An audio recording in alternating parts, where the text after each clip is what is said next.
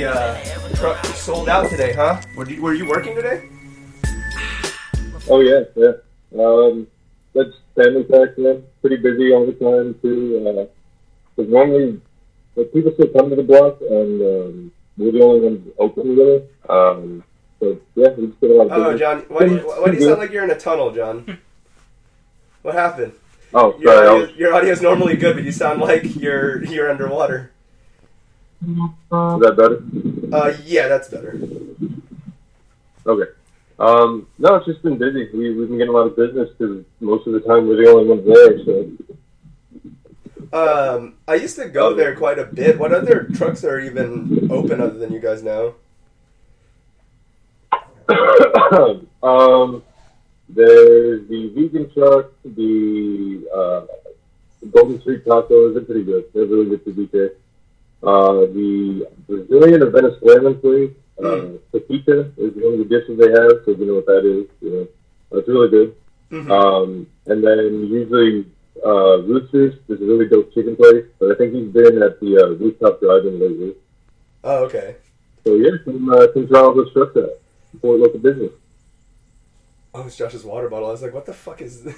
It was like someone's juggling cum in their mouth, but it was just a water bottle. Mm-hmm. But yeah, so... Oh, and for those who don't know, because that was supposed to be the opening bit, what truck do you work at, John? Dox yourself. Boys. There you go, yeah, Bulgogi Boys. So good stuff. Good old Korean street food fusion, so good stuff. Mallory, what have you been up to? Oh, nothing. Been Netflixing it up for the last couple of days. Mm-hmm. That and working. Mm-hmm. I did play a little bit of CSGO a couple of nights ago. Oh, that's cool. That was pretty fun. Still not that great at it. Mm-hmm. And then I just finished watching. I binge watched this series on Netflix about Michael Jordan. Oh, okay, yeah. And it was really good. There you go. Yeah, that is a really good one. I actually did like that one a lot. So, yeah. It was really good. You know, you get to see the whole team. You get to see where they started and where they ended up. It's really good. You know, I learned a lot that I didn't know about before.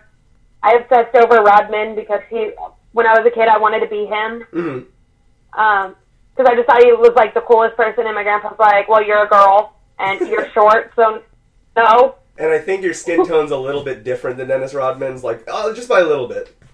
So, yeah, I think that there's that also. But I loved his hair, I loved his piercings. I remember I looked at my grandpa, I was like, I'm going to get my nose pierced, and he's like, nope.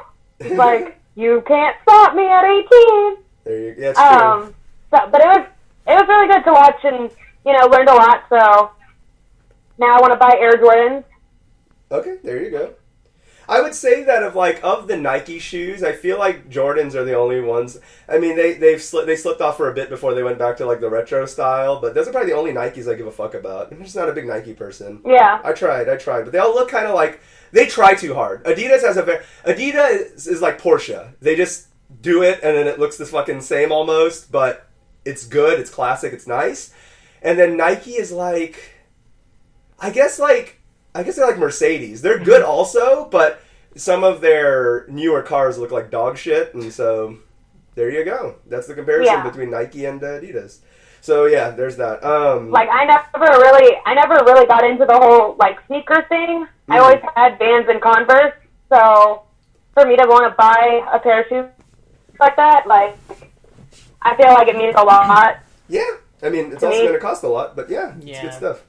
Yeah, I know. Me, like, my ridiculous... I mean, I just pile them around because I don't care. I used to take care of them a lot, but then I thought to myself, well, if I'm not going to wear them...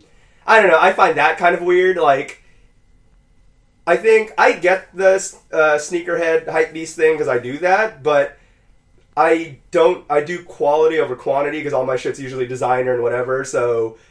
My, like, 3 pairs of shoes is usually everyone's closet combined, typically, so... That's usually that, but it all just depends because there are different kind of people. There's the sneakerheads who just pay like $120 a pair or whatever, and that's a lot, or it's not really, but for shoes it's not that much, but it depends. But then you have other people who are like, how can you spend that much on shoes? I spend $20 on my shoes at Walmart, and I'm like, well, then you're not a sneakerhead, obviously. You're a budget head. That's what you get a beat. But yeah, no, it's definitely a different scene. I would say, you know, it's like people who collect purses. I would wear mine though. Yeah, exactly. So yeah, no, that's why I just never saw the point of not wearing them. So I just eventually just started wearing them all the time. So yeah, good stuff. Anything else? No, that's really it. Other than working on a book. There you go. Josh? Yeah. Well, yeah, I know we've been talking about Unsolved Mysteries because I ended up watching that. Yeah, and then of course I'm on season 2 episodes. It's like 20 episodes a season, so I'm like on season 2 of the classic now. Nice. So yeah, I'm like deep in there. But yes. You did watch it also, which is great because I was talking about y'all to watch that. Yeah, I've been thinking about revisiting the classic ones just because I haven't seen those since I was a kid. They definitely age well considering, like, I mean, obviously the graphics are all dated because 80s and 90s, but it's still, like, the storytelling and everything on there is still really good, and it's nice to see, because it's all the post-syndicated ones, so it has all the results if there was any updates, they all have all that too, which is really nice. And they're all officially uploaded by the actual, the rights company who owns them, Films Rise, actually has it officially uploaded all on YouTube for free, so. Yeah, it's always cool when companies do that. Yep, it's cool, because they figure, especially a show that old, anyone who's going to buy the DVDs bought it already, so everyone else, here you go, have fun. Yeah. Not to mention, I keep forgetting ads exist on YouTube until I watch on someone's account that has ads. I didn't realize until recently how crazy ads are on YouTube now. I didn't know how crazy it is. Like, if you watch a 1-hour video, holy shit, there's like an ad every 5 minutes. Well, I mean, not always every 5 minutes, but it's pretty constant. Like, I'm used to, because I watch, obviously, everything ad-free, but, like, the point being is, like, it's crazy. I didn't realize how, like, YouTube's in there on ads, and it's kind of disgusting sometimes on some videos. Now, I understand that's up to the content creator because, you know, the more ad rolls, the more money they make, but it's just, it's weird, because I'll see some content creators that just try to max it out, and they have, like, 5 commercials in a 30-minute video, and I'm like, okay, like, I don't even know if I want to watch this video anymore, because you're going to get into explaining something, and all of a sudden it's like, Whole Foods, check it out now, we're going to eat healthy, and I'm just like, yeah, okay, well, or not. Or we could just watch the video, because I don't care about this. I guess my problem, too, is the ads are so mistargeted. I don't think they reflect the user at all. I don't know, it's weird. I don't know. But then again, I don't have ads on mine, so obviously that reflects me, because I don't like ads. But, yeah. But anyways, yeah, so you've been watching that. Yeah. What else? I've been hanging out with some friends on Discord while they stream. Played Fire Emblem again yesterday, and then all day today, pretty much been spending time playing Mega Man X4. Nice. Yeah, I actually got the furthest I ever have, because I didn't get to play it a lot growing up, because I only rented it for a weekend. I was never able to own it, because it was so hard to find. But with the Legacy Collection on Switch, I just decided to play it today. So I've been making progress with that. I think the thing that kind of sucks about trying to play Mega Man games on the Switch is, I mean, the Joy-Con isn't the best. Oh, so, I have a D-pad. I have a D-pad on mine. I don't know what that's like. So I forget. I just use the little wireless adapter. So I have to have it docked and then, play with a PS4 controller. Mm-hmm. And that's been the best way for me to play Mega Man games on there. But yeah, I've been pretty happy with myself. Made a lot of progress. I'm just at the part where you have to do the boss rush right before Sigma. Mm-hmm. That's kind of a So, I mean, you're almost done. Yeah. From what I've seen, the Sigma fight's pretty tough. I've never done it myself, but I've seen AVGN do it, and that's pretty rough. Yeah, I've never gotten it to X4. I don't even think I've gotten to the Sigma fight in X. I have an X5, but I never beat it. Mm-hmm. So. Yeah. But that's a good thing, though. Those fights should be tough, because I believe that's the end of all of them, so I guess if you're going to get there, it might as well be tough. Right. But yeah, it's definitely doable. But yeah. I think that's the majority of it. Then I know I did tell you I saw that documentary on Netflix about Walter Mercado as well. That's another thing I watched on there. Mm-hmm. Yeah. Otherwise, I think that's more or less it. Just been a really busy week at work, so most of the time I come home and I just sleep. Which is understandable. I mean, especially because you actually work early, so. Yeah. To me, there's like a certain amount. It's like, unless you're sleeping like 15 hours a day, I just think that like, that's fair game to take a nap when you get home, if you have to wake up early anyways. Because I feel like if you don't, you're kind of just fucked at that point. If you just if you don't sleep early, I guess that's the thing. Either you take a nap when you get home or you sleep early. Obviously, you don't sleep early, so I would say that at least that's a fair compromise. You know, you sleep, maybe like, what would you say you normally sleep on average? Maybe 5-6 hours, maybe? Jeez, I don't even know. I usually go to bed around maybe midnight or 1, roll out of bed at maybe like 6:20. Yeah, it's about 5 or 6 hours, depending on how late you decide to go, because you don't really have a fixed and then I pretty much sleep for another like 2 or 3, depending on. So that's fair, exactly. So you're like at 8 or 9. See, that's still normal. Like you're not literally sleeping all day, which is a good thing. But yeah, what was I gonna say? Is that anything else? Before I was gonna take the baton because I felt like that was the baton pass, but I'm trying to make it more seamless, but it's still really hard to do. Yeah, and that pretty much did it for me. I'm pretty sure that's the majority of my recap. Okay, so with me, there's pretty much only one thing. I'm just going to go ahead and get it out of the way. Deadly Premonition 2, I can't talk about it because it's a direct sequel. Like, it's just straight up the first 30 seconds is a spoiler of the end of the first game. So you definitely can't just jump into it. John, Josh, you guys need to beat that game already. Even if you guys don't play the second one, at least I can tell you guys what's up. But, I don't know. Mal, I'm not sure if you'll like it. And that's just, I don't know, I don't know. I feel like you'll kind of find it boring.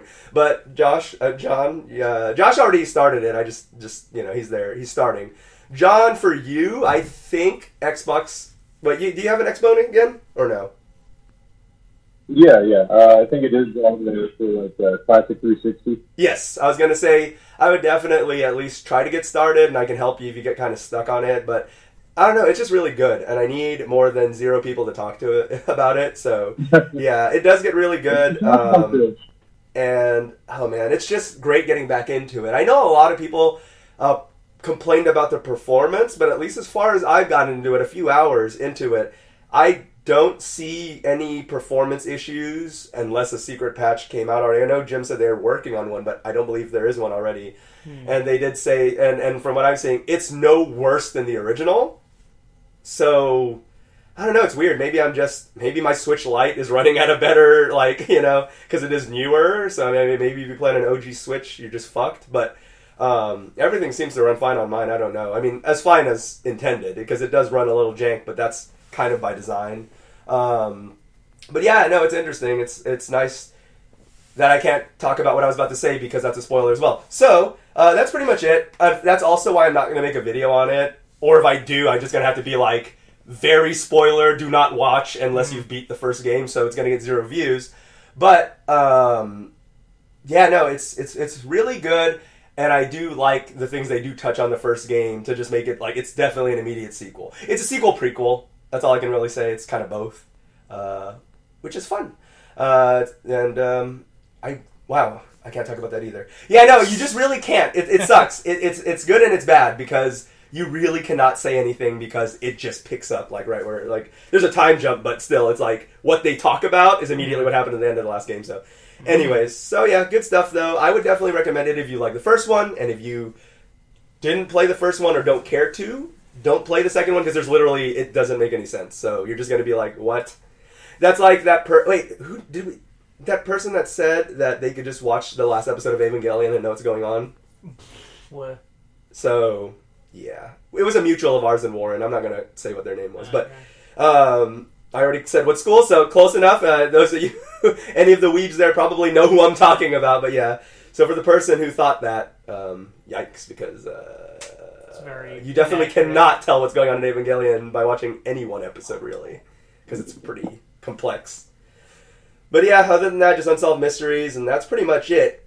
So, I haven't made a video in a while, but if you do want to check out any of those videos, you can find all my stuff at ZDRocker at all the places, and you can also go to disconnectedcast.com or slimasianentertainment.com. And you, Josh? Twitch, Twitter, Instagram, Joshiro Joestar, YouTube, ShiroPlay5. Mallory? You can find me on Instagram at awesome_Maui. And you can find me on Instagram at _EvilDeadGuy. All right. So that's going to work a lot better when I can actually point at y'all. But until then, that's just going to kind of be the way we're going to try to roll that out. I'm trying to make it a little bit... I'm just trying to iron out shit in places that's a little janky still. But there we go. Good. Getting there. We did that. We did the plugs. We did that. All right. So, Dr. Disrespect put out a statement saying that he won't return to Twitch. That's easy to say when you've been fired from your job already and they already said you can't come back. It's very easy to say. He likes to do that. This is the second time that's happened because he did the same thing where he was just like, yeah, if Mixer offered me the same deal as Ninja, I wouldn't go. But they didn't. And it's like, because they're never, it's easy to say. I can say that. And well, no one can get an offer from Mixer anymore ever again. But still, the point being is that, like, he likes to do that where he's just like, this thing that I know isn't going to be a thing. Get snubbed, but then try to twist it into, like, you came out on top or you have the big thing. Exactly. So that's what he's trying to do, of course, which is kind of his MO. So there was an interesting article I think Polygon put out, or it's Polygon or Kotaku, and they talked about how he could technically take legal action because Twitch in TOS, they say they don't have to tell you, but especially a major content creator like that, if it is contract termination or any cease of pay, that he could technically take legal action. But my whole thing is, we don't know what he did, and I feel like he does know what he did, but I don't know.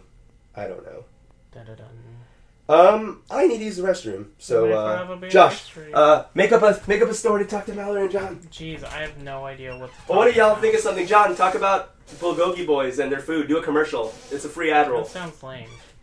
Well, think of something. Jeez. Bulgogi Boys. It's really good. More like Biscotti. It is. The tacos are bomb. Tacos. Oh, hey, yeah, that's what I'm saying. Wait, the tacos are bombs. That sounds like a health. Those tacos are bomb. They are really good. I had them a couple of days ago while I was out doing stuff. Would you also, say the egg rolls that they are really good too. explode with flavor? Oh yeah, they're just dope. All right. What's up? Oh, I was saying, since you say they're the bomb, do they explode with flavor? Yeah, oh, I fucking love that. No, they're really good. Jeez. Yeah. Okay. I know, it's super dope. You should come back and stuff. I mean, maybe if we weren't in a fucking pandemic. I, like, stay at home so much. It's like, go to work, maybe, and then, like, go get food or something. Although, horribly enough, I still meet up with, like, one dude to trade Yu-Gi-Oh cards. So that's probably not the best, but whatever. And he's still trying to drag me to go to locals, but no. I'm not gonna go to any local events while this shit's still going on. F that. Yeah, for real. Yeah. Which... Not the most hygienic gatherings, usually, so I can only imagine during the pandemic. Oh, yeah, no, earlier today, actually, while driving to the grocery store in the neighborhood, we found a house. They were having a birthday party, and there was a bunch of people with no masks on. It's, like, awesome. What do you think is going to happen? Like an idiot? Yeah. Like, even when I went to the wedding, like, we were wearing masks the entire time, and we were all pretty far apart from each other. Mm-hmm. But, like, we were still really safe the entire time. Like, they handed out hand sanitizer, all of that. Everybody wore their masks. It was ridiculous. Like, but these people not wearing masks are, like... dumb. It's just really dumb. Yeah, it is. Was it, we went to Buc-ee's last night, and they had a t-shirt. It was kind of ironic because... clearly it's trying to advertise to those super, like, patriotic chuds. But the irony is because, they're the ones who aren't taking this shit seriously, because it had the American flag and it said, "United we stand 6 feet apart," and like it's a banner being held by, like, 2 of the Buc-ee beavers. So it's like a cute shirt, but it's like, yeah, your target audience probably isn't going to believe in that. No, we're going to protest Bucky's watch. Mm-hmm. Oh, look who's back. I'm going to isolate that clip now. Yeah. Josh, tell a story. I don't have one. All right, John, do an ad roll. That's boring. You're not going to have cake and eat it, too. You got to be creative or not. But anyways, well, whatever you guys talked about is probably going to get cut out. But good job, guys. So Microsoft, of course, has announced that they are going to be releasing their flight simulator in August. So it's weird, though, because what they've decided to do for the physical release... Now, it does look nice, but they've decided to do it across 10 DVDs instead of 2 or 1 Blu-ray discs, depending on how... I believe it's a 90 gig install, so because of that, it's going to be... what do you call it? Yeah, it's going to be...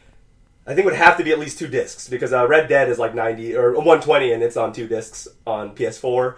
So yeah, it would be at least 2 Blu-rays, but still they wanted to do this nice thing. It is a very nice fold-out like box presentation, but it's so obvious that they wanted to do it on 10 gig discs instead of one 80 gig disc, or rather 2 80 gig discs. But other than that, it does look pretty good if you're into flight simulators. I used to play the Jane's Ace Combat simulators growing up, so those were a lot of fun. One of those like brain games, so they weren't fun for most people, but if you actually wanted to know how flying a plane works and all the shit you need to do. It was a lot of fun, though.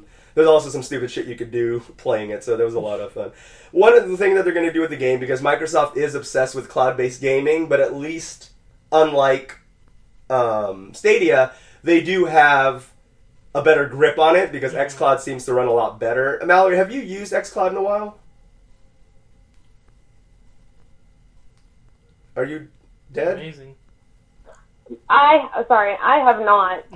Wow, guys, good paying I couldn't figure out my phone for... Do you guys even know what I was talking No, about? I couldn't figure out my phone for a second Okay. because it went all crazy, not letting me switch back to what I was doing. Okay, you're good. Maybe. But anyways, But no, yeah. I have not used Okay, that. but when you last used it, did it run pretty fine when you were trying to stream anything?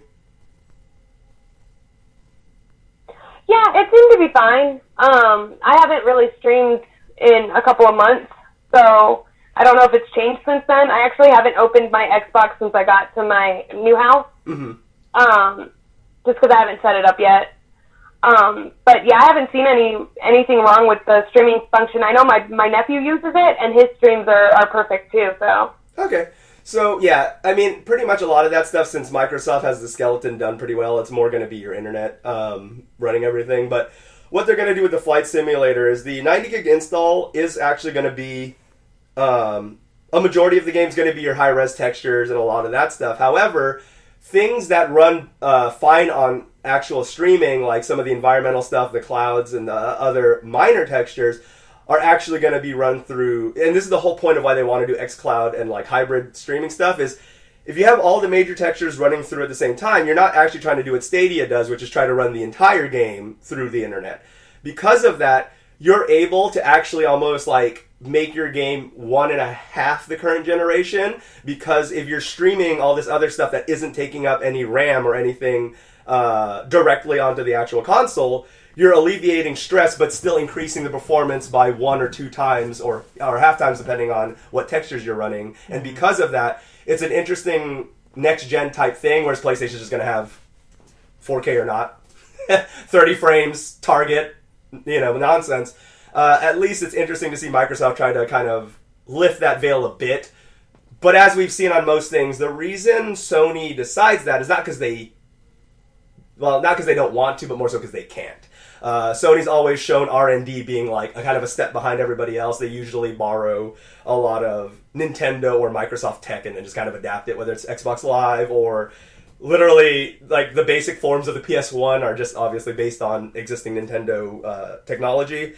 So because of that, that's always been kind of like their weak suit, but it's fine. I do appreciate Microsoft trying to say, well, what if we kind of like take, because like they know that like full-time game streaming is just not going to be a thing.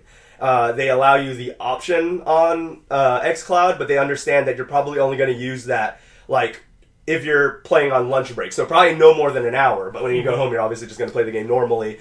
So it's nice to see them kind of invest in that, but then at the same time say, well, what's a practical application for our technology? So we're not just wasting all this investment on xCloud.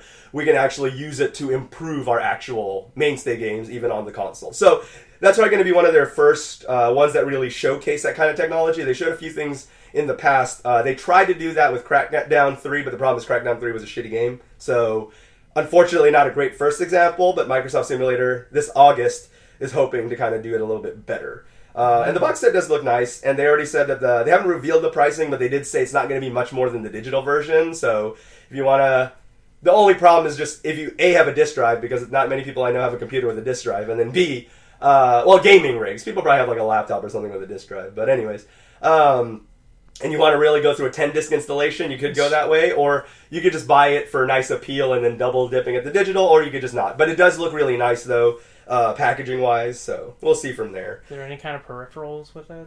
No, you can use stuff like that. So if you have if you're a big nerd and you already have that set up to begin with, it will be compatible. But they're not releasing any new ones to go along with it, not yet, anyways. Mm-hmm. But it is compatible with that kind of stuff. So whether you have like a whole ass fake plane in your room, or if you have just the little Armored Core setup or whatever, you can use all that plane stuff. Into a controller. Well, you'd be surprised. People who aren't poor do that. Actually, they have their little Ferrari setups. Yeah, I've seen some pretty fancy setups for Forza. Yeah, which is really cool. So for the not impavoed players, it's interesting to see what people will set up. Especially Flight Simulator nerds, that tends to be really a thing because there are a lot of people who aren't really gamers that do like flight sims, though. So yeah, no, good stuff. So we'll see from there. I'm assuming none of you losers play Flight Sim, so I'm not even going to ask if you you guys looking forward to it? Probably not. So, Civ 6, though, well, I don't know if you guys play Civ. Oh, wait, no. Have you guys played Civ? Any of you? No. Did you say Civ, or you still talking about the Flight Sim? Because I played some Flight Sim when I was younger. Oh, no, Flight Sims is done already.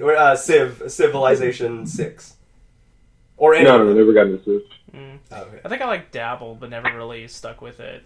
That's a game I don't blame people for not really, because that does take some dedication, especially if you do like a PvP match or something like that. You and your friend do have to set aside hey, you got 6 hours tonight or whatever.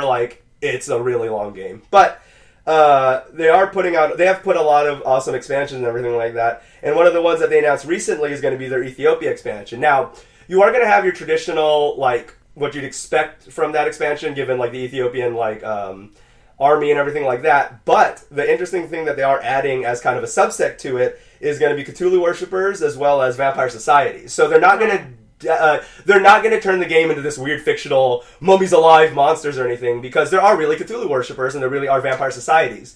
So there are going to be additional things. You're not going to be able to teleport and shit, but they are going to have interesting cultish things that you can do, and then they're also adding a new mechanic of espionage and spy tactic stuff where you can spy or counter spy or kind of try to catch them. So they are adding quite a few new mechanics in this update. So it is going to be really interesting. I do like the fact that they are trying to add some almost supernatural stuff, but still keeping it in a historical sense, because the game is supposed to be a realistic representation of these societies in these eras. So it is going to be really interesting. I am curious about that. It does come out later this month. I haven't bought the last two expansions, so I don't even know if I'm going to do that, because the Civ games really do add up. It is nice, though. I know it's Civ 3 and 4. I have the complete editions of those, and I forgot if I got it for 5. But usually, if you do hold off till the end, the Civ people do tend to do a complete version, so if you really just want to wait till the end, you could do that. There's a lot of cool mod and Steam Workshop stuff. You can have the Zerg and shit if you really want to destroy the game's integrity. You can do stuff like that. So, yeah, Civ 6, pretty cool stuff. Yeah, I'm trying to remember which one. I know I owned one of them. I just can't remember which Probably one. 3 or 4. I know a lot of people own those too. It might have been 4. 4 probably? Yeah. I'm actually logging into my Steam app to see if I can check. Oh, yeah. Go for it. But while Josh checks that out, I was trying to think. I just really think it's cool that you can pit the Romans against the Indians and shit like that, and the French versus, of course, from different eras, and just try to see whose tech would really reign supreme. Mm-hmm. That's always been kind of the cool part about it. The animations are a little weird on the NPCs sometimes, because when you have people like Napoleon or whatever, they do use a very cartoonish render of them. They don't try to do some 4K high-res poly texture of what they look like. They actually look kind of cartoony, but it adds a kind of fun element to it. I do like that the developers are pretty lax in a lot of their dev updates. They, crack a lot of dad jokes, or they kind of do a lot of candid, didn't see you there. Kind of like lame shit like that. But like, it's still kind of fun because that's still better than like, hello, this is the Ghost of Tsushima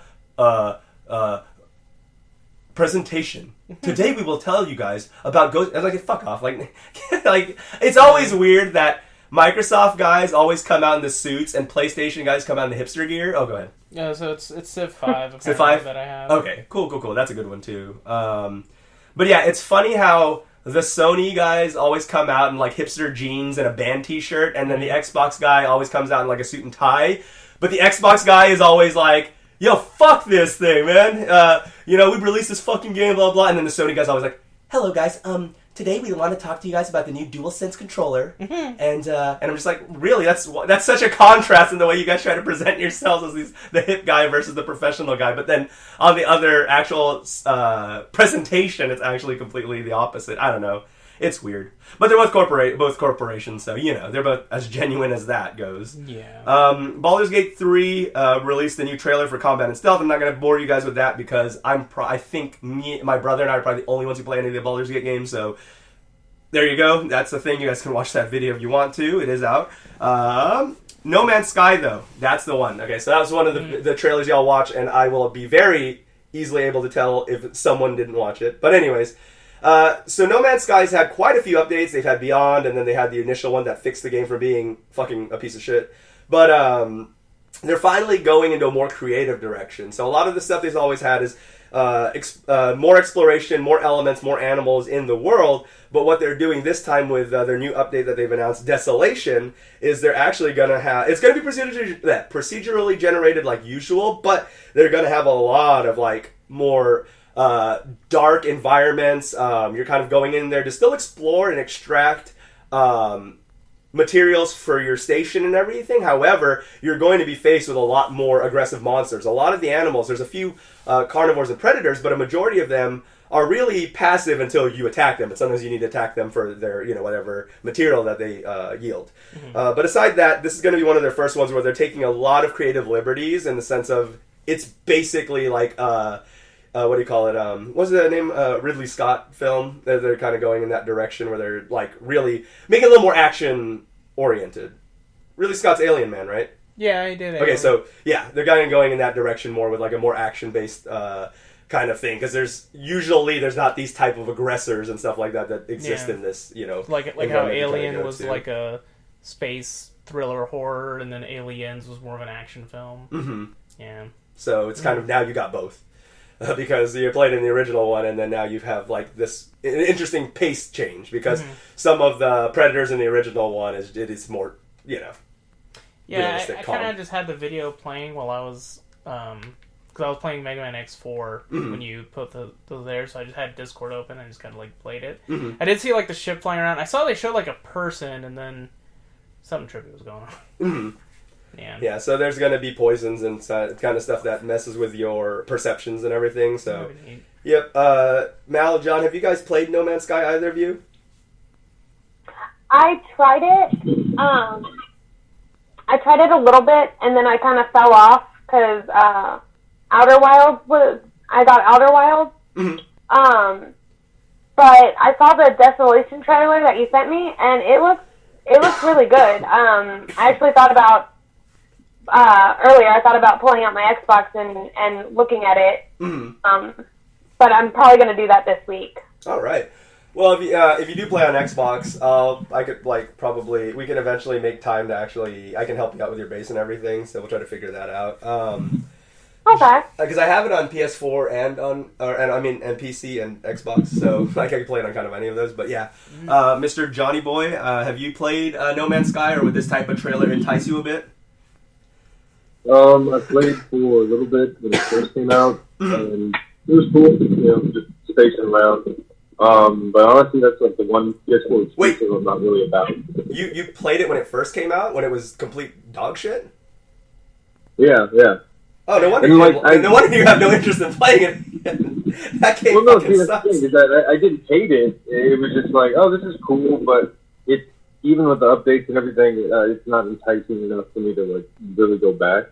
Maybe one day, but nah. I don't know. To me, That's really hard. That's like saying, oh yeah, that Hunger Games is pretty good. I mean, I have nothing. I don't really know, but just because it's really a different game from the original setting. It's a 180. That's probably the one game that's ever made me actually change my opinion, because usually once I've kind of like set my mind, like if a game's bad, it's fucking bad. Like when Ghost of Tsushima, for example, it's doing good. It's got like an 80-something Metacritic, but I mean, it just doesn't look that appealing to me. But anyways, going back to No Man's Sky, it has changed a bit.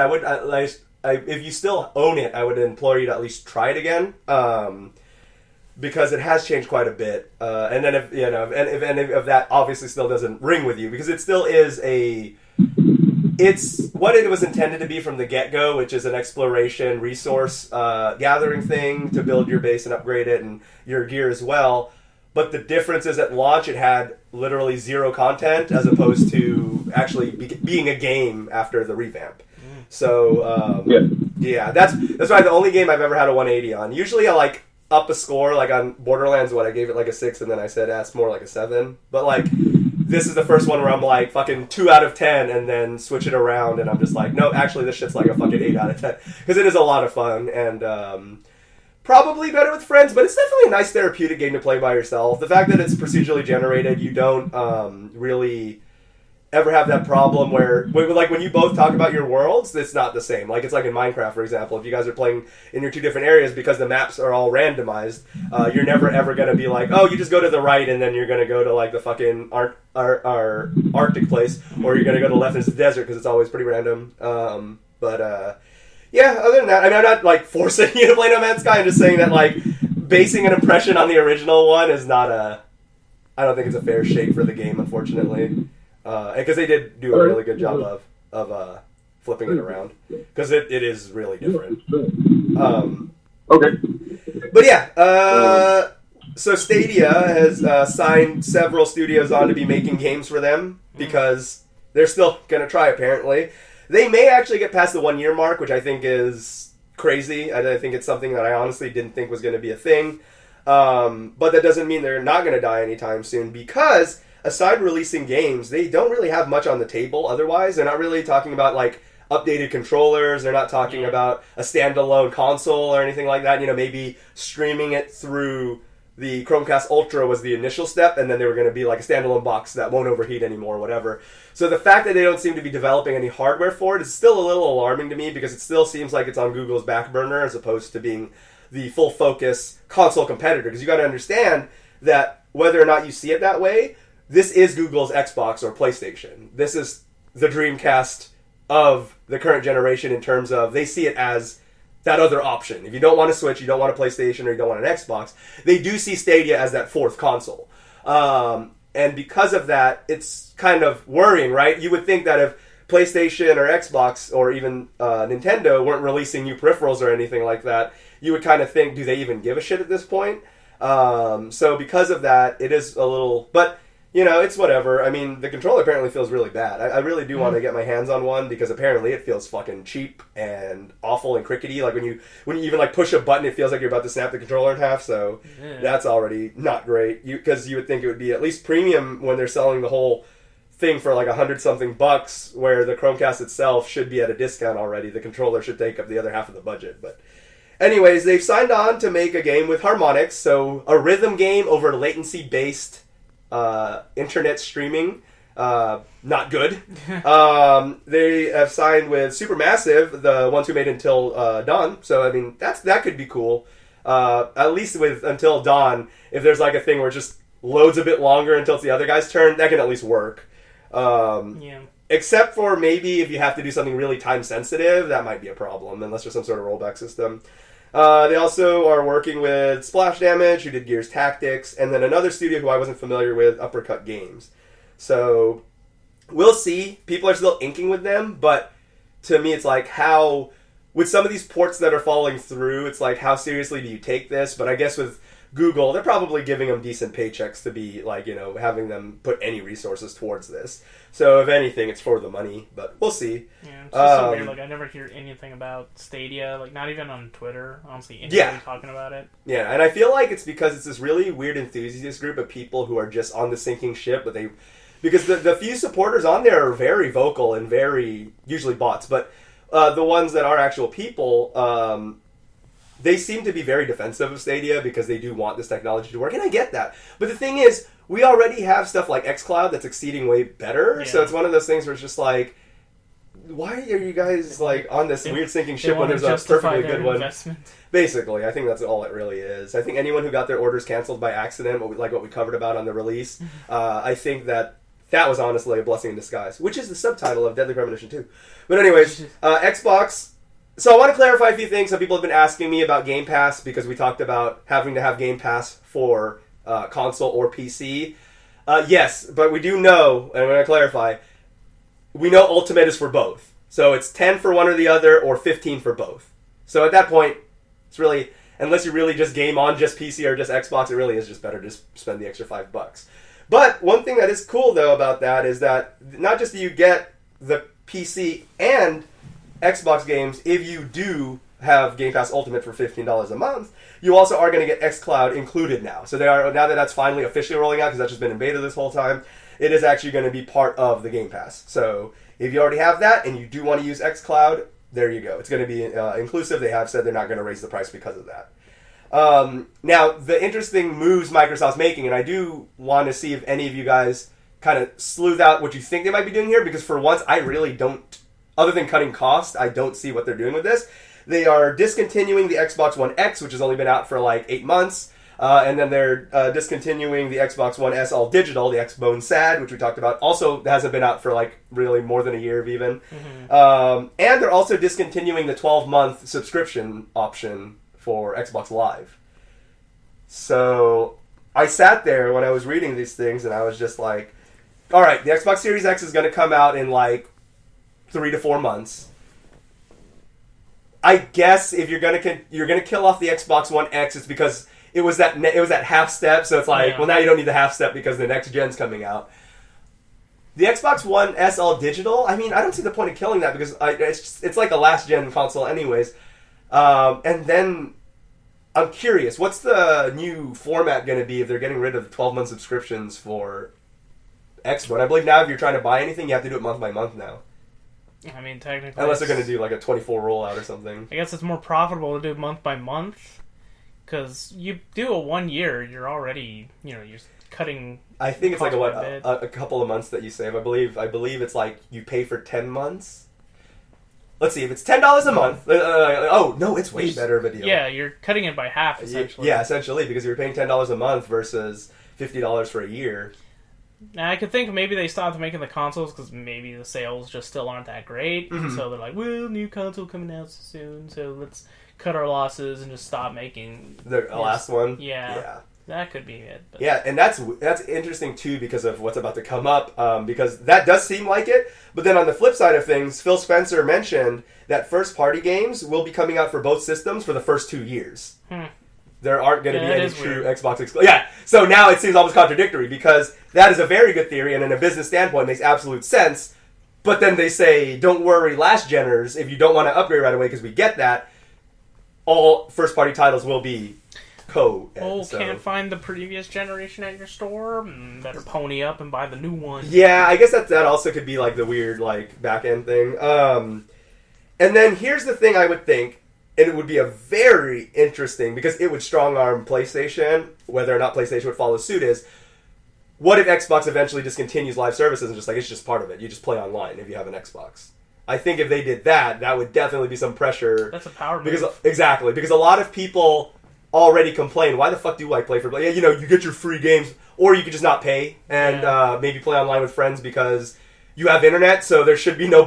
it's like, PC gaming allows you to do this, really. So, with the exception of MMOs, why do you pay to play on your console? It's something that a lot of PC gamers do question why console peasants do that. So it's weird. But yeah, that would be what I'd like to hear, because I would love to hear Sony's response. would Sony just go, fuck them. You guys get a lot of value from your PlayStation Plus. We're going to keep doing it. Or if they would be like, oh shit. We have to cut it. Which is funny because I think that was one of the reasons why Final Fantasy XIV didn't make it to Xbox. Because I think Square Enix didn't want you to have to pay for Live. Yeah, for Live as well as their subscription service. Because I want to say 11 on the 360 worked without needing Xbox Live. That is correct. So I can confirm that because I did that before. Yeah, but I don't know if Final Fantasy XIV on the PS... Because it released on PS3, if I'm not mistaken. So I don't know if on PS4 you need to have... PlayStation Plus. PlayStation Plus, because almost everything needs PlayStation Plus nowadays. Yep. Like, I think even back then, like Destiny, when they brought it to PS4, like, you still needed it, even though on PS3 you didn't. I don't know. I don't Something remember. like that. It was a weird transition. Because you pretty much... They basically wanted to get on Xbox's level of charging, but they didn't really want to do it openly. Yeah. And I remember there was a lot of confusion among PlayStation fans when they were kind of arguing with me about Xbox shit. I was kind of like, you realize the PS4 is going to now require a subscription to play online as well. Like, toe-to-toe with Xbox now. I'm not saying that's a great business model for the consumer, but they're just literally copying them now because they're like, I want that cash too. Yeah. So that's why they both agree. That's why they both do the free games thing or whatever. I think the problem when people try to justify the cost of the free games thing is if you get 8 months worth of games you don't want, is it really a good value? Well, what's even worse is with Xbox Live, when you get the games, you own it. Yes. It's yours. If you no longer subscribe, you can still play it. But yeah, on PlayStation Plus, you have to have an active PlayStation Plus subscription in order to access those free games that you redeemed. Yep, that's true. It's weird how they kind of do their things. Yet PlayStation got zero flack for that, and Xbox got zero praise for that. So one of those game fucking industry journalist bullshit bias things. But yeah, Josh is absolutely correct. That is exactly how it works. On Xbox, anything you have claimed for free is actually yours. And PlayStation, it's yours as long as you're part of the PlayStation Plus family. So yeah, it sucks. I remember, I haven't renewed my PS Plus in a while because I don't play online ever, basically. So I just buy games. So it's like, why get a live subscription? I mean, a PlayStation Plus subscription or Xbox Live. I don't have either right now. But just for shits and grins, I did test it on Play. I was like, maybe they're bullshitting and they're just threatening you. Nope, it's like lock. I'm like, I have like 30 games locked up. I'm like, nope. Cannot play. And I'm like, oh yeah, I don't own that. There's a couple of games where I was just like, oh yeah, I don't own that actually. I gotta either buy it or fucking pay $10 and open it up again. Yeah, that's a bit of a shit. But yeah, I really cross my fingers that will be what Xbox will do, is just say, take this! No subscriptions! Yeah. That would be interesting. It would be funny to see PlayStation back out of that. Yeah. Because another thing that really bothered me was that with Xbox Live, back in the 360 era, one of the reasons I justified it was because playing online on Xbox 360 was a much better experience than on PS3. That much, yeah. Like, so much so that the people in the FGC transferred over to 360 because of it. And so it was justified. Like, yeah, I'm not paying to play on PS3, but the service is definitely not as good as Xbox Live with, servers, ping, and everything. PS4, it really didn't get much better, and yet you're paying. Yes, yep, exactly. And that's the thing. Yeah, performance-wise, PS4 to Xbox, it was closer, but still not enough to justify paying because they still didn't fix everything. Because PS4, I still have more online issues with that. When I play Overwatch on PS4, I have much noticeable drops and lag connection than I do on Xbox. It's just a thing. Yeah. So Xbox has that fucking coding down, and they have their internets down. It's just PlayStation has the marketing and the game, so it's unfortunately they still have the big advantage when it comes to, let's face it, what really matters from a not tech geek side of things. Yeah, so that's why I still have an active PS Plus membership and not Xbox Live. Yep. So and I'm a Switch mark, so that's why I have that and none of the other. But, here's something that is stupid though. What's up? So PSO2, which I haven't been able to play because it's broken. Yeah, rip. Like many people. So on PC, you do not need Xbox Live to play it. Cool. But on console, you do. Stupid. Yeah. Yep, and that is something that a lot of people have brought up before is when you have, say, Doom Eternal, and for some reason you play the multiplayer with that. On PC, go ahead. But on PlayStation or Xbox, you gotta have the pass. Well, what's even more stupid is that you are playing PSO2 from the Windows, Xbox client, and yet, if you don't have Xbox Live, it's fine. Oh, you want to play on console, though? Yeah, it's really weird. I don't know how they determine that shit. Yeah, it's really fucking weird. This past week, for those of you who own Master Chief Collection, Halo 3 just dropped out of the air because for those who don't know, Master Chief Collection has amount of games that you're eventually going to get, but they're releasing them. They still have release dates, and you got to wait for them because they are. They're especially 1 and 2 is all redone, and then 3 is upscaled. So yeah, but prior to their big Xbox event coming up soon, Mr. John Halo Infinite was teased. Would you have any reports on anything important that came out of that reveal? Not too much. Just speculation as to whether or not Master Chief's going to be in it, which we already know. They're going to reveal it on the 23rd, I believe. It's 4 days away. Nothing super huge yet. They're counting down. Halo page has been posting daily memes about it. That's about it. Okay. So Halo Infinite, and that is gonna be the new Halo game, right? Is that canonically gonna be the latest one? Yeah, this is Halo 6. Okay. Is there a reason they're not gonna call it that? I don't know. They added a subtitle to Guardians, and now they want to just change it out to. I guess removing the numbering system, or we speculate that so they can just keep it going and not necessarily have to have Master Chief there. Which who knows how that goes through the whole choice for it. But yeah, that's it.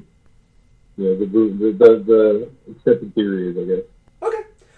Yeah, to me, a lot of series are messes like that because now, if Halo drops the numbering thing, that's the only way you knew it was canonical, the mainline series before. But if they drop it, now people will think that Infinite is Reach or ODST, which is technically spin-off games and not mainline games. Yeah. So I think that's the really weird thing, is that if that isn't an ODST or Reach, not having a number is going to be actually really awkward. But yeah. Yeah, exactly. So we'll see from there. PS5, based on an Amazon UK leak. I'm rounding up because things in the US just aren't priced at $769 or whatever like that. So it looks like if this leak is true, in the States, the PS5 may launch at $799. Now, we all had our reservations already because there aren't too many launch titles that any of us are really looking forward to. Not that isn't coming out this gen. Yes, Cyberpunk's going to be on there. Yes, whatever's going to be... But Demon's you Souls. can just play... But you can just play... Well, not Demon's Souls, but you can just play, most of these games can just... Your PS4 will still be good for a few years. Yeah. At $799... Are any of you guys kind of do you guys if you were considering, is $799 kind of a thing you'd be willing to pay for a console? I've had people tell me that, but I'm just you say that so flippantly. I don't really believe that you're ready to drop $800 on a console. Yeah, it's a bit much to ask for. It's crazy we're in that time where we're here. We're fucking here. And if games start costing $80 or more and then the console's $800, my God. PS3 all over again. Except $200 more than the PS3, which is crazy to think because people thought that pricing was stupid. Welcome to $800. It's insanity. I would like to hear, although they have they don't need to, but I would like to hear PlayStation justify that cost. So, one question. Is that going to be for both the physical and digital? I believe that's the physical price. So the all-digital maybe is $50 cheaper, something like that. I believe they said it's $50 to $80 cheaper. So you're looking at a $750 console as opposed to $800. Yeah, Wooly mentioned it. He said, because he likes having the occasional physical game, even though 99% of his library is, he still likes to buy Collector's Edition, Guilty Gear, whatever. So because of that, he wants the drive as an option. But he did say that unless it's a huge, power gap, but the estimated thing is $50 to $70 in savings. Yeah, it's really not. You might as well just go all in if you're going to spend that much money. I don't know. I'm very curious for Xbox to announce pricing then. If that ends up being true. We'll see. I mean, that is just based on an Amazon leak. The other thing that PlayStation mentioned is that they will give Apple, and probably because of the price point, they will give Apple heads up for pre-orders. They're not just going to be like, pre-orders are available now, and like some announcement. They're going to tell you, like, yo, it's going to launch in Jan, like pre-orders start at beginning of December, like, so that way you guys know. So they did say they will give Apple heads up, which to me validates the rumor that, or that leaked listing that it will be $800 then. Because I think PlayStation realizes people are going to have to put some money away to get this one. Yeah. I don't know. Mallory, I already know you said you don't want a PS5, so I'm not going to grill you for no reason. John, since you're kind of on the PlayStation train again, I know you kind of got your Xbox back, but you were obviously kind of switching to PlayStation as your primary. Is an $800 console something that you'd find in your league, or is that something where you kind of wait to see it get justified? That's a hard no. That's a ridiculous price point. Yeah, I'm very curious to see if that'll stick, or if that was just PlayStation's kind of test market pricing, and the leak was an accident just so they could see the reception. Right. But the general consensus is, fucking hell, that's a lot of money. So I think that, like I said, I talked to a couple people who told me, oh yeah, no, I'd throw down $800 for PlayStation, but I'm just kind of like, would you though? Like that's a lot of dedication. You're almost getting to the territory where you could probably build a budget rig. I kind of feel like even if I were to buy it at launch, like if I was like, okay, I can pre-order it, set some money aside, put some towards it until it comes out. Like $200 a month or something. It's or probably going to stay in the box until like the games I want come out. Right, because Demon's Souls didn't even have a launch date. Yeah, right? I don't think anything did, like right? Yeah, that was the weird. That's right. We talked about that. That was the weird thing about that presentation. It's all the power of the PS5. So right now, there's no quote unquote launch titles. One of the only dates I saw was for that one really weird, very Japanesey looking one, and that shit was like 2023 or some shit like that. Oh, yeah. The one with a very anime looking girl, and then there was that weird big demon guy and shit like that. I was like, there was like no talking, so it was all graphical nonsense. And I think it might have been like Project whatever for Square Enix or whatever, but even that one was still like 2023, and I'm just like, okay, so even if I gave a fuck about that trailer, which I really wasn't that interested, 2023, so that's around when I'm going to buy a PlayStation 5 then. Like, yeah, I mean, I'm sure something will come out maybe a year into it, and something I'll be like, oof, gotta get that. But aside that, Platinum, of course, already has a game lined up for it, but still, $800. I love you, Platinum, and I own literally all your games, but $800 is still a hard sell for me on this one. I was very willing to do it on Xbox One, even though that betrayed me. But this one is definitely, that's a thinker. That's a sit there and think. I better love this game. So, yeah. Oh, great. So, Watch Dogs Legions, we were going to originally focus on the fact that so many of these like journalists and everything are getting disappointed that the play as anybody isn't really that in-depth. What people had this delusion of is, because we even talked about it, it's going to be like 5 archetypes across, like, yes, you could play as any citizen in Legion, but it's going to be like 5 different people just gender swapping and race swapping and age swapping, and that's basically it. But there's not going to be, like, however many, like, citizens, let's say there's 1 million NPCs in the game, or PCs in the game. You're not going to be able to play. They're not going to design over 1,000 or 1 million unique NPCs. So it's weird to me that the journalists are getting that they believe the bullshit. It's just like, come on, guys, what did you really think they were going to do that? Of course not. Now, what we are actually going to swerve into instead, because I found out about this, is in the latest trailer that they released of it, they reworked a Holocaust tweet to emphasize the importance of, like, because in the game it's supposed to be post-Brexit and everything's all fucked up, and the revolution is, stand up against the government, and I get that. It's whatever. That is an important discussion that we're not going to have on this podcast because politics, but, the world's getting a little shitty and it is time to rise up.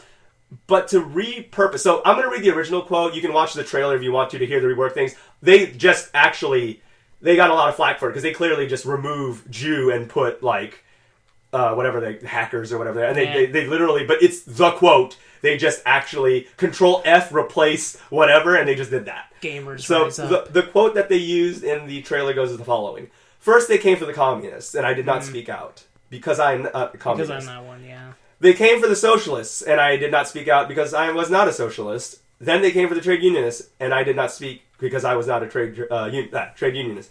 Then they came for the Jews, and I did not speak out because I was not a Jew. Then they came for me, and then there was no one left to speak for me." And they actually just, like, again, they just plug and play a few words, and it's actually that. So it was definitely in poor taste, equating Ubisoft's latest Watch Dogs entry to a Holocaust quote is a little misused. I mean, that quote in general has become so watered down now. Because a lot of... I don't want to get too into it, but like, a lot of alt-right chuds have started using that as trying to defend themselves for being able to say shitty things. But yeah, that quote, sadly, at least for me, has become so cringy. Yeah. So, I kind of laugh that they do that. But still in poor taste to anyone who is not a Jew hater. Definitely in poor taste. Definitely in poor taste, so, yeah. Ubisoft not making good decisions in that marketing aspect. But, yeah, it's a little weird. GameStop, being the great company they are, will require, quotation marks, all customers to use it, but won't enforce it. So, Wait, to use what? Face masks. Oh, okay. Yeah. But won't enforce it, so... So what's the point? Yeah. Exactly. So the company that was going to take it day by day and try to figure it out for all of you who've heard the leaked call, the conference call of all the execs not giving a shit about the people on the floor, there was that. So yeah, their mistreatment continues to go by, they put out this big ballsy statement, we're gonna require it. Employees will not be able to enforce it. However, we were gonna require it. It's just like, so is it required or not? Like, and now trust me, a lot of shitty corporations do this. I mean, I'm not going to get in trouble by naming a certain one that I'm very related to, but a lot of them like to do that, where they're just like, "Oh no, yeah, we're requiring it," but you can't, like, if they don't want to, like, you can't do anything if they're not. It's just like, so are we or not? Like, it's like this weird half step, like pussyfoot. It's just like, are we or are we not? It's really just fucking, covering that red tape shit. It's like, well, our policies state that you're required to do it, but since the cop's not going to shoot you for not doing it, then there's no point. But yeah, and then of course this is the same company that got a lot of flack because when this pandemic thing really blew up here in the States, you couldn't find a lot of essentials, whether it be toilet paper, hand sanitizer, or PPE.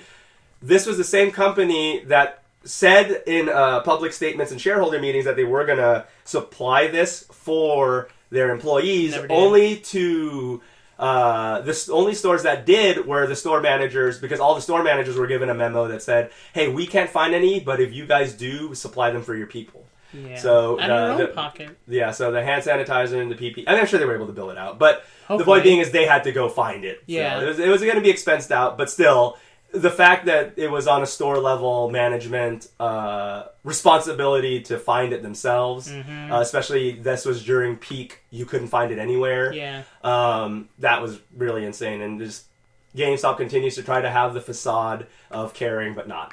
Now, the other thing is, I'm surprised Reggie still hasn't, I guess he hasn't filled up all his bank bags yet, because Reggie's still part of the company. He hasn't said anything during this entire thing, and whatever. But, and again, his branch has nothing to do with these decisions that are being made. But I'm surprised he hasn't jumped ship yet, because all this started when Reggie announced that he was joining GameStop. It was right when COVID exploded. So, a little interesting. I guess because there's no gun pointed at him, but still, I'm just like, come on, Reggie. Time to jump. Time to jump ship. Metacritic is now changing it, so instead of just being able to post a review 5 minutes after the game comes out, you now have to wait 36 hours. Now, I think the sentiment is fine, because, I mean, most people don't beat the game in one day. Journalists kind of, are forced to, but that's also their job, to, not that it's easy, but you don't work a 9 to 5 like me and then be expected to play a fucking 8 to 16 hour game. You get to do that as your 9 to 5. So it's hard, but it's also your job. So there's that. I say that like Jim's gonna hear this because I know Jim does gripe about people assuming that game journalists can just play all these games. I'm just like, but also you kind of have to because it's your job because you don't have to do a 9 to 5 like me and play it. So, but anyways, this will be the one episode he hears and then I'll be sad. But anyways, I think it's fair, and I think the sentiment's there, because 36 hours is, I think, fair game for most people who want to go ham to beat most games. That being said, will 36 hours really curb those who want to Metacritic bomb or hate on a game?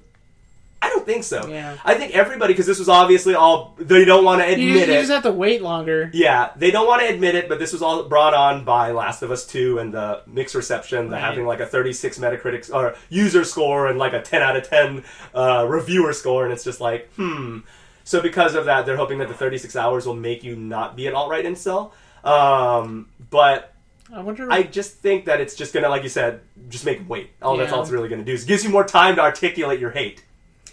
Would it be too much to? I don't know what the logistics would be if, say, Metacritic were to, because I assume you need to have an account to. Yes. Okay.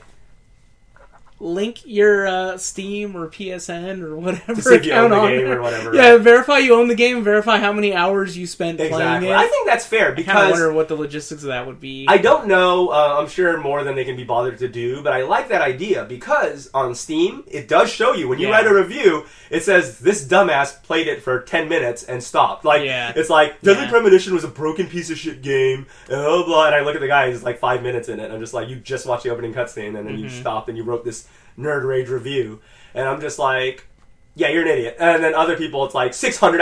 Like my ridiculous Skyrim count is like 680 hours of Skyrim. So if I ever decide to write a review for one reason, at least you know I spent a lot of time in that goddamn game.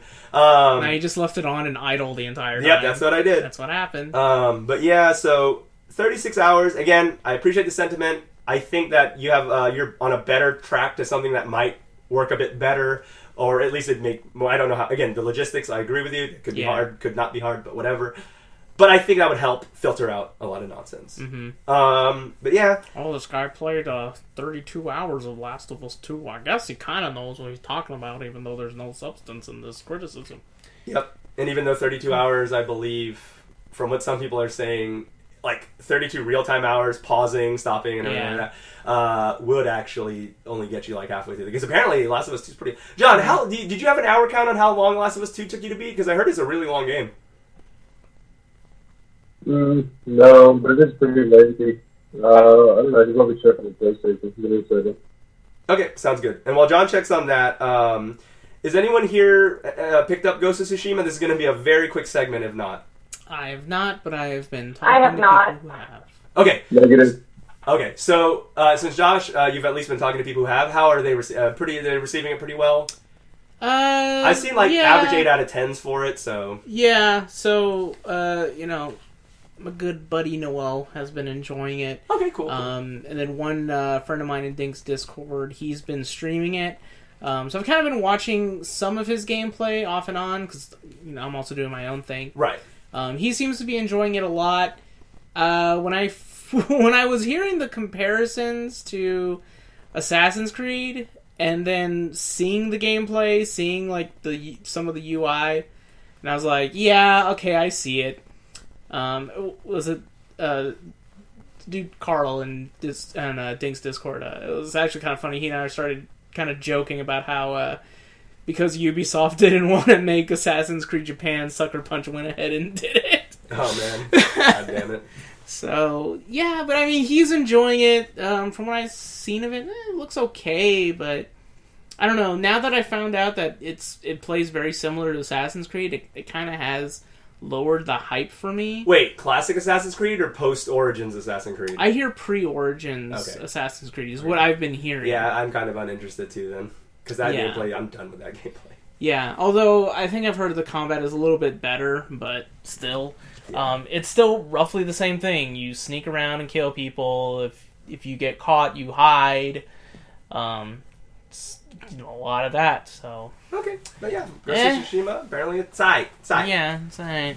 I'll probably get it if it's super cheap. Okay, but you're not rushing out to get it for $60. Yeah, I'm definitely not rushing to get it now, but then again, I'm a person that loses interest a lot, so...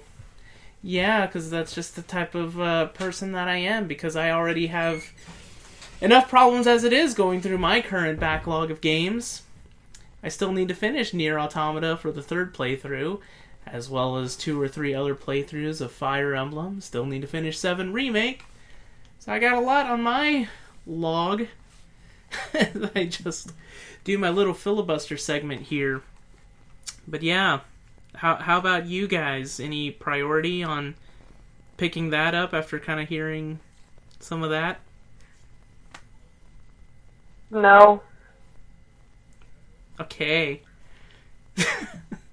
Yeah. Sorry, guys. I'm so sorry to find the playtime. You have to actually go to the website and sign in and look down. Yeah, I don't think I've actually seen anybody actually state how long Last of Us 2 is. But because I mean, if anything, it just has like really, really long cutscenes, right? Like that's kind of the majority of it. Yeah. There's like a cutscene at the transition. That was actually one of the things I kind of didn't like about the game. Is that when the first one it goes by season, so that's a nice pace. But this one it cuts over 3 days. Spoilers. So you go through Ellie's days and then you go through Abby, and there's a lot of playing through her memories and stuff. Yeah. But, I cannot remember my PlayStation password here. So I don't know. I'll filibuster a little bit more. Anybody got any good jokes? I can't say that I have any good jokes here on hand. That's terrible joke. What the hell? Let me hear me do it. Good old PlayStation. What do you call an alligator in a vest? An alligator in a vest? An investigator. God. Jeez. Speaking of problems in society. Call of Duty Warzone devs are going to go ahead and rename their controversial Border Wars skin. They have one. Okay, so I don't know if you guys have ever seen the old Border Patrol people with the little cowboy hats and the little shades, and they have a very certain aesthetic, and so they have that look in Call of Duty Warzone, but it was actually named Border War as their thing. Yeah, because that's the skin you use when you kill the Mexicans. So that's kind of sounds like a segment on InfoWars or something. Yeah, exactly. So, and probably supporters of that are the ones who are going to be angry that they're changing the name of it. So now I'm going to go to the border and see what's going on over there. So yeah, Alex Jones skin. I wish. Some sad news. How do you NIS America? Is that how you say it, or NIS, or? The publishing company. Yeah. I don't know. I guess it's NIS. I'm going to call him NIS then, for the purpose of just it being easier. Yeah. So NIS America has announced that a lot of Danganronpa games are going to be removed from the PlayStation Store in the coming months. Oh. Danganronpa, another episode, Ultra Despair Girls, it's not a good game anyways, is not going to be purchasable on Vita anymore, as well as the the first one, Trigger Happy Havoc, and number 2, Goodbye Despair on September 4th, and then V3. So a lot of it is primarily Vita kill-offs, but Danganronpa 3, Killing Harmony, is actually going to vanish on Vita and PS4 on September 25th. Wow. Now, they haven't moved to comment, but all they did was say, thank you guys for the support in purchasing Danganronpa. But what about Steam? Because I know a few of them are on Steam. I think those are going to stay. I think it's a primary PlayStation deal licensing problem. Jeez, it almost feels like once Persona 4 Golden got the PC port, they were like, "That's it. There's no point in keeping the Vita alive. Yep, that's it. It's officially dead." That really is probably the only game I'd argue is really worth getting a Vita for. Was that? Yeah. So there you go. It's like what they did with the Wii U when they moved Wonderful 101 and Bayonetta 2 and all that shit over to Switch. It's like, well, see you later, Wii U. Into the trash can you go. Star Fox Zero didn't move over, but Star Fox Zero is a bad game, so see ya. But yeah, no, it's really interesting. And then, of course, they also announced that Danganronpa 2 Goodbye Despair is actually going to be coming to mobile platforms. So if you want to play Danganronpa on your phone, which wouldn't play awful, I don't believe. I mean, you tap your screen and you to examine stuff. I think it could work. So I don't know if Danganronpa 1 is on mobile right now, but Goodbye Despair, the second one, Anniversary Edition Complete, is going to be out on there. Dead by Daylight's doing what I think Overwatch and Destiny is now doing, but what I would have said back in the day is they're doing cross progression. So Dead by Daylight's doing it later than in the beginning, but Blizzard, fuck off! You're like, fucking let me move my skins over. Does that work? I wonder if that'll work with the DLC as well. That's what I'm hoping. Yeah, so people are going to see. They're going to give more details, but they did say that they are working very hard on a cross progression update. So yeah, because I remember. Yeah, because I think they had Dead by Daylight for free on PS4 one time. Mm-hmm. So I initially played it on Steam and I unlocked some stuff. Yeah, and I bought a few of the DLC. But for PS4, I just got the free one. And I was like, I don't feel like double dipping for some of the You're killers. like, I don't like that much. Yeah. You know, and I only downloaded just to play with some friends on there anyways.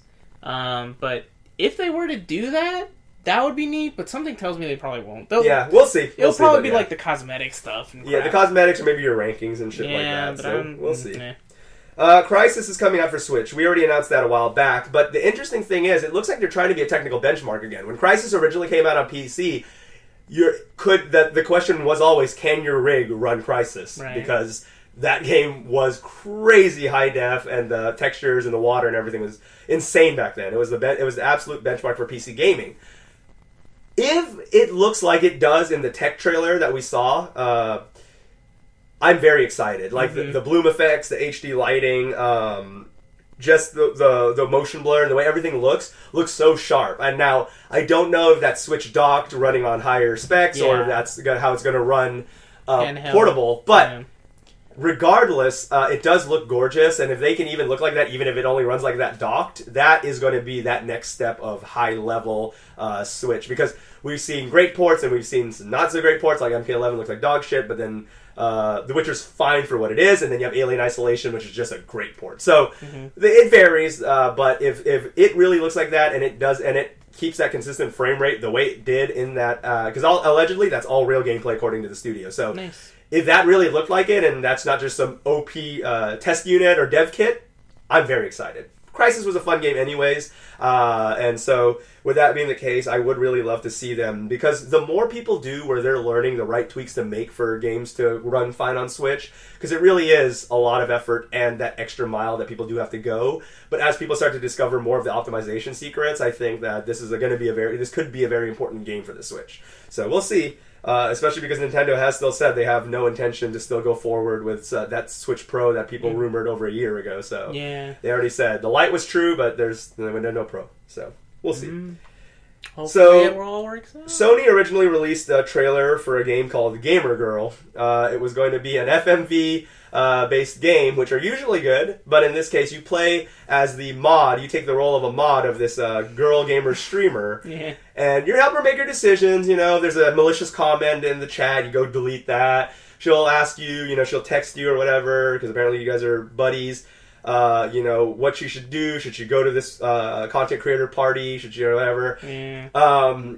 And as the trailer moves along, it's very cringy. FMV games naturally are really cringy. It's maximum cringe. It definitely is, because it is really just e-girl weird shit. But the weird Saw ending, that shit was like, I almost would get the game if it doesn't get canceled. I almost would get the game for a laugh, just to see how shitty of a person can you be to this person. I'll be like, go to that hallway alone. Do the drugs. Like, how fucked up does the game really get? And is that really a clickbaity ending? Or can you, actually get her into some weird shit? Yeah, Gosh.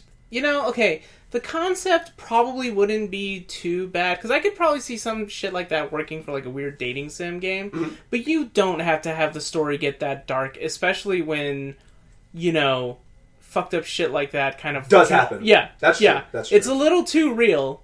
Yeah. You don't need that shit. So that was what was so weird about the pacing of the trailer. Is It's very lighthearted cringe.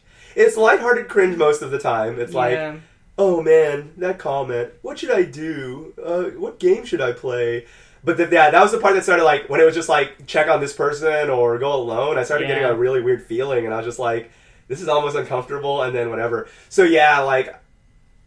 to be clear, I am curious how shitty the game gets. Is that a clickbait trailer, or if it is really that bad, maybe don't do that.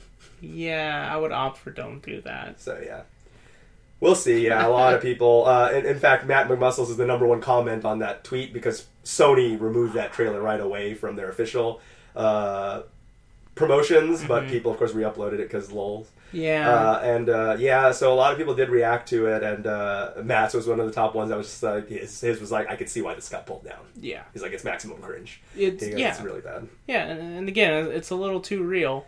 Yep. I just didn't expect that weird Saw ending. It just goes in that weird, she goes into the empty house, it's dark, and then it's cut out, it's just so Gamer Girl, that's the name of the game. If it comes out, Gamer Girl. Yeah, if it comes out, you guys can play it and reenact Gamergate all over again. So there's that. Yeah. Oh, here we go. Final topic. If you guys want to get in on this and scream at me because I'm talking about Last of Us 2 again, you can email us at disconnectedcastmail@gmail.com. That's disconnectedcastmail@gmail.com. Neil Druckmann still isn't done talking about Last of Us, you know. He'll talk to it till the day he dies. Exactly, because you know what?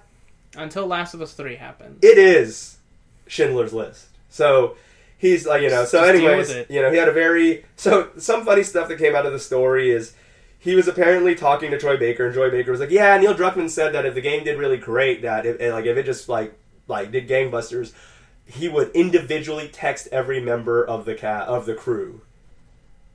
Then he realized after this happened, and he had that he was going to have to cash in on his promise that was a lot of people. Maybe that wasn't reasonable, so he sent a group email. He just sent a mass at all of Naughty Dog. Send a email. Grats, guys! Great job. Good stuff. We did it. We made the game. Basically, and so apparently after receiving the positive review scores, the end of the message of the email was basically like, dude, we got mostly good scores. Fuck the haters. Like actually quotation, like actually quote from the email. Fuck the haters. Wow. You know, the creative director of a professional company sending an email that says "fuck the haters." Yeah, you know, for a very well liked game in the mainstream where with like 5 bad reviews. Yeah, where if you're the hater, you're technically going against the grain. But fuck those haters. Yeah. So that was in his little mass email, and what a privileged fuck. Yeah, exactly. He's just being such a big baby about it. Yeah. Like Jim Sterling and many other journalists pointed out, you won 90% of the crowd, man. Yeah. You won already. Your game made a shitload of money, which he actually addresses in this article as well. Here he mentions the following. It's not about the reviews. For a man who's screaming and kicking and crying about the bad reviews, he says it's not about the reviews. And it's not about the money. In fact, as a video game company with a publisher and a deadline, according to him, they're not paid to make money. Which doesn't seem true. I think as a developer and making a video game for Sony directly, you want to get some returns I'm fairly sure you're being paid to make a game that will make money. Yeah. I don't know. The whole article if it doesn't is just sell, guess what? Your studio goes under. Exactly. You don't the get a whole sequel. Thing is a pretentious self-suckfest, this entire article. It was disgusting. Primarily, I'm not going to throw the publisher under the bus, but that also means I'm not going to give you guys credit technically. But from where I read this, it was very... They were one of the places that gave him a fucking perfect score. So yeah, of course you know, he's going in on there. And so because of that, yeah, the whole thing, it's supposed to paint him in this very like, you know, he's supposed to be on the front with his leg up on a ship leading his crew into battle. But it's just very pretentious. And like the fact that he keeps saying it's not about the score, it's not about we're not paid to make money. It's like, that's all lies. Like, that's all actually like lies that people just know because you're a company. He did mention, and this was the part that actually kind of bothered me a bit. He mentioned that with John Sweeney, which was the art director of Last of Us, apparently they didn't get along during the majority of the project to the point where he even made the guy cry. Wow. He claims he doesn't know what he did to make the guy cry, which is what most, you know, predators will say. He's like, I don't know what I did wrong. Dr. Disrespect. But yeah, so with that the thing, he said, you know, they did clash a lot during development, but he doesn't know what he did to make him cry. And then he said that he sent him an email that said a personal text, actually, that said the following.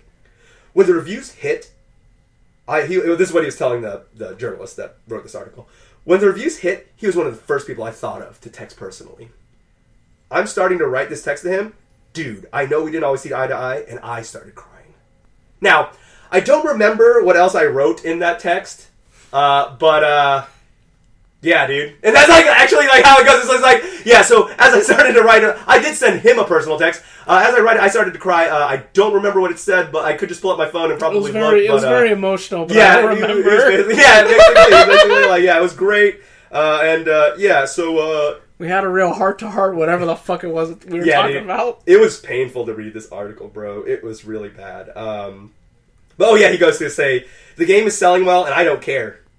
Just to talk sales of the record, I just want to sell enough so we can do it again. Of course you don't care when you're making money. It's easy to say, right? Yeah. When you're already making millions of dollars, it's not as like, one of the lead directors, he's making I need the most. to pay rent and my game's not selling. Exactly. Fuck. Think about all these indie developers who talk about the struggle of being an indie developer. Yeah. We had Oscar Britton on here who talked about how it was a lot of, he had to find investors and he had to fucking grind out money. It's not like he was, being published by Sony or anything, like this game is. It's just really... It's a read that's worth if you want to hate Neil Druckmann even more. I feel like I might get an aneurysm reading it. You probably would. It's very... Because again, the article, the journalist writing, it's already self-sucking, and then on top of that, Neil Druckmann is just being himself, which is so full of himself. But he's trying to be humble. He's humble bragging. It's humble bragging is what it really is. And it's really, really weird. The following articles that the same person wrote talk about... spoiler alert! Just so you guys know. Apparently... John, what was is it Abby was the name of one of the main characters? Yeah, Abby's the big buff one. Yeah. So apparently, in the end, originally, Ellie was supposed to kill Abby, or is that not a thing in the game anymore? I mean, I don't think. I think that was just something people assume. No. I'm telling you, this is what Neil Druckmann said. Is that I'm telling you. I'm not asking you. I'm telling you. Okay, that's why I'm wondering. Abby doesn't die in the game, right? Yeah, no. Her and Lev both away. So Neil Druckmann was talking about how originally that was going to be the case, but for some reason when Lev survived, he didn't feel like Abby should get killed by Ellie anymore. I don't know. To me, that's a weird justification. I don't think Lev... I think especially after all the shit Lev goes through, I think Lev should survive. Because that would have just been the climactic end to a fucking torture porn if Lev did die. It would have been that fucking weird, gross last, thing.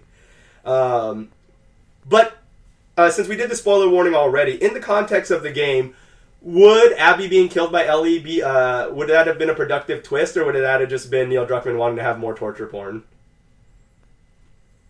No, that would have been a part of the course, really.